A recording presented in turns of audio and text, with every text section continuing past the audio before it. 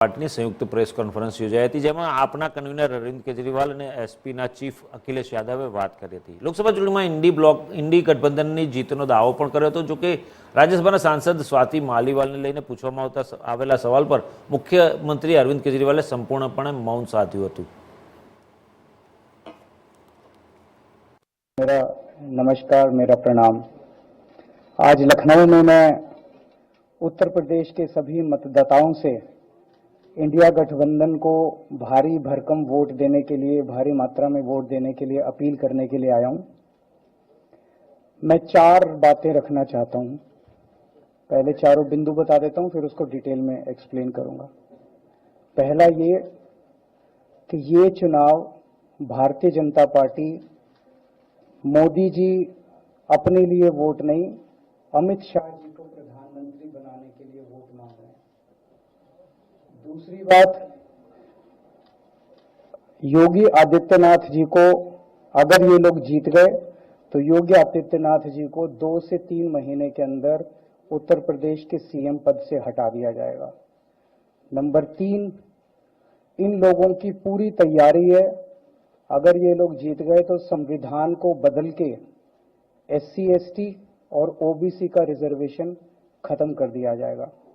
और नंबर 4, जो आंकड़े अब देश भर से आ रहे हैं वो ये दिखा रहे हैं कि 4 जून को इंडिया गठबंधन की सरकार बनने जा रही है और NDA को और बीजेपी को बहुत है।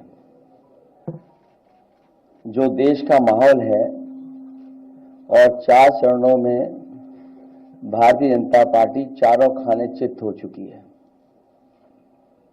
और उनके आंसुओं की नदी उफान में है। भारतीय जनता पार्टी जो 400 पार का नारा दे रहे थे, अब समझ में आया है 4 चरणों के बाद,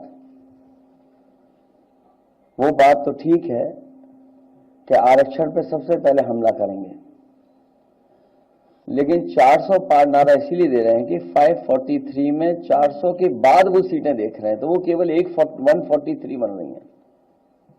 तो वो स्वयं स्वीकार कर रहे हैं कि 143 से ज्यादा वो सीटें जीतने वाले नहीं हैं, क्योंकि 400 पार सीटें 143 ही बनती हैं और 140 करोड़ की जनता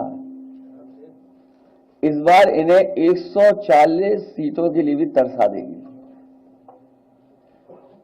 ये यूपी, दिल्ली और पंजाब ये 99 सीट के खेल में ही उलझ जाएंगे।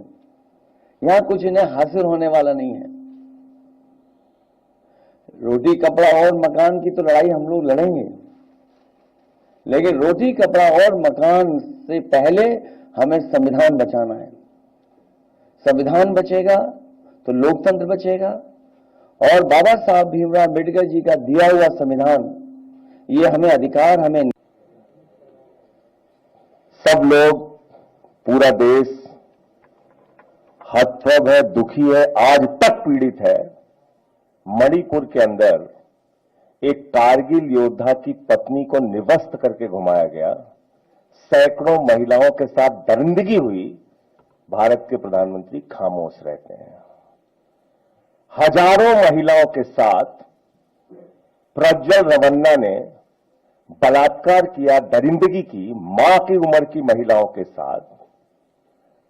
प्रधानमंत्री कहते हैं ये भारत को मजबूती देगा, इसी को वोट देना। ये भारत का भविष्य है प्रज्वल रवन्ना, उसको भगा दिया जाता है बीजेपी के द्वारा। पहलवान बेटियां जब जंतर मंतर पे लड़ रही थीं न्याय मांगने के लिए, तो यही स्वाति मालीवाल जो महिला आयोग की अध्यक्ष थीं, रात में उनके समर्थन में गई थी, पुलिस के लोगों ने घसीट के मारा था।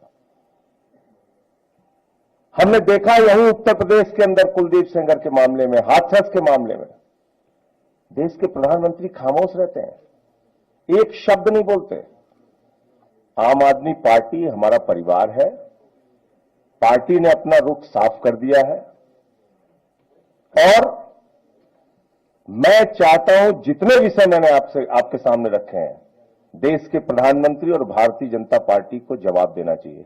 स्वाति मालीवाल के मामले में जवाब देना, जब वो पहलवान बेटियों के लिए जंतर मंतर पे न्याय मांगने गई थी स्वाति मालीवाल जी, उस समय घसीट घसीट के मरवाया पुलिस वालों से।